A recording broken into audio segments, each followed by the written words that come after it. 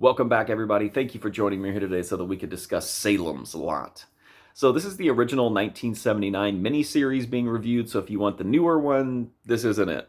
In any event, this miniseries is about an author who returns to his childhood home in hopes of writing a story about a haunted house, and he ends up getting a much more haunted experience than he expected when he discovers there's all kinds of weird things happening in this town, and it starts to look like there's something even like supernaturally eerie going on that could involve child vampires and other vampires.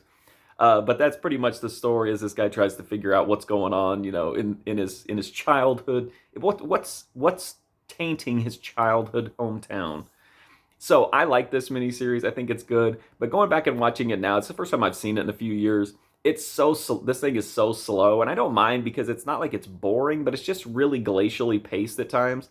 And I appreciate that in some instances where it like adds to the suspense or helps set the mood or the atmosphere, but that's not always the case here. And even when it is, the setup isn't always worth like the payoff. But I will say this, when Salem's Lot is good, it's fantastic.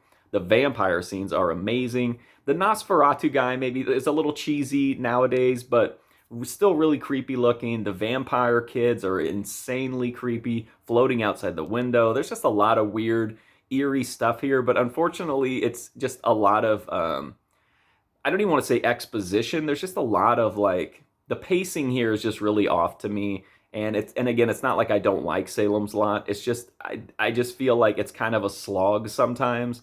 But then again, it's like, not every movie is meant to be watched a million times, and I've seen this a few times, so maybe I'm just kind of at my limit with Salem's Lot. But I do like it. I think it's very well made, and I think it's worth the pacing issues to see the creepy vampires and some of the weird, eerie, ethereal moments that really make Salem's Lot such a memorable miniseries. So I don't want it to sound like I'm like super negative about it, but it is really slow and it's 3 hours long, and so it would have been nice if there was a little bit more a little bit more sizzle here. But in any case, I like it. I think it's a great, it has some really great vampire moments in it and some really like iconic, the kid floating outside the window is an iconic horror moment in my opinion.